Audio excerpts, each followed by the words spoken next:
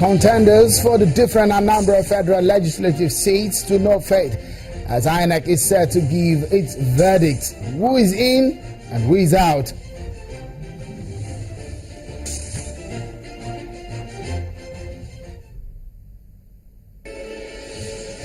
And all appear set for the Saturday conduct of Abuja Council poll, as INEC says it is good to go. That's the focus on the program.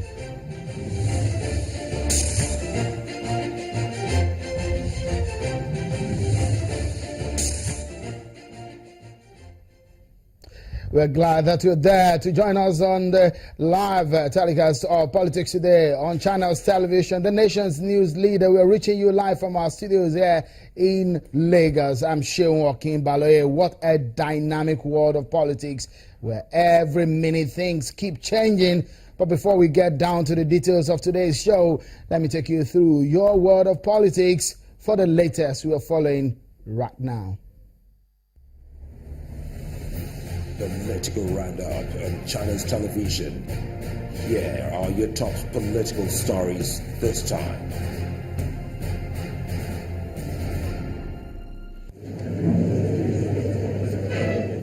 Abuja City in the nation's federal capital will be in election mood this coming Saturday, April the 9th, 2016, for the area council polls. The Independent National Electoral Commission INEC says it has put all necessary logistics in place for the Saturday area council elections in the Federal Capital Territory. At a meeting between the Commission and stakeholders in Abuja, the chairman of the Commission, Mahmoud Yakubu, says there'll be a curfew from 9 a.m. till 4 p.m. on Saturday in the FCT as part of measures to ensure a credible process. Mr. Yakubu also revealed that INEC plans to conduct rerun elections in Usuma Ward of Buari Area Council on Saturday, April the 16th, in line with directives from the court to include the All Progressive Grand Alliance in the rerun election. The rerun election will take place on the 16th of April. That is 1 week after the general area council election taking place this weekend. Meanwhile, the Independent National Electoral Commission, INEC, may soon get more powers, especially in prosecuting electoral offences, which will invariably make their work better and improve Nigeria's electoral system. The Attorney General of the Federation and Minister of Justice at an event in Abuja said there's a look in the direction of amending the electoral law to establish a special electoral offences commission.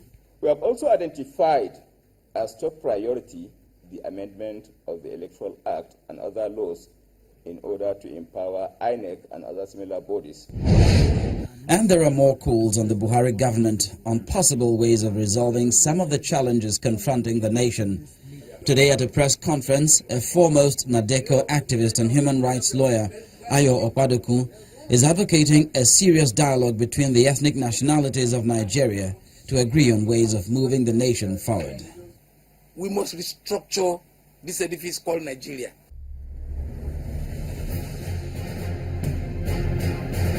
And you're up to date. Those are your top political stories you need to know.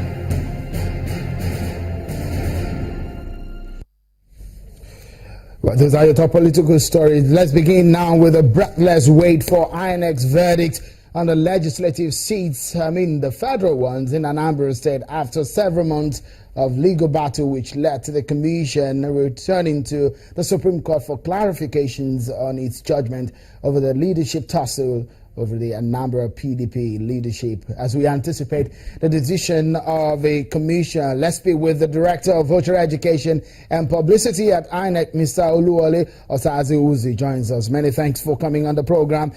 Do tell me, when will the commission give its verdict? We understand it might happen this week. When? Yes, thank you, Sean, for having me on once again. Well, the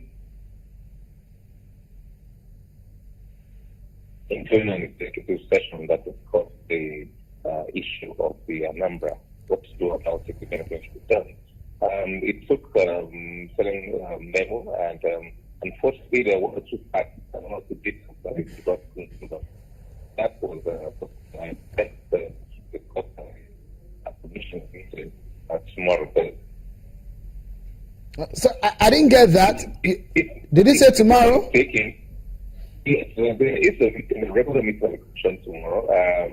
The four issues to be discussed, including the entity elections, but also I believe that a number of issues will be on the agenda. So we are hoping that some contribution on the issues on the agenda. And then we will communicate with the relevant person.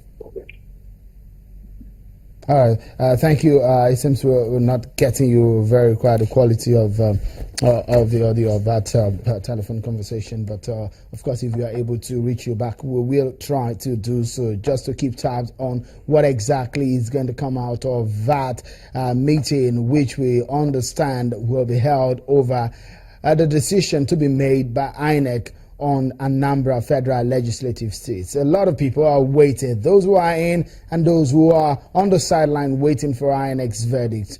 But then we have been having the conversation for the past weeks on this matter with the different parties on this issue. Let's bring a serving member of the House of Representatives, Honorable Linda Ekweazu, who joins us from our Abuja studio. Many thanks for coming on the program, Honorable Ekweazu. But with what we are expecting from INEC, you heard some of the statement made by Mr. Ozazi Uzi. It looks so much like that decision might come tomorrow or next. What is your group expecting from the decision to come from INEC?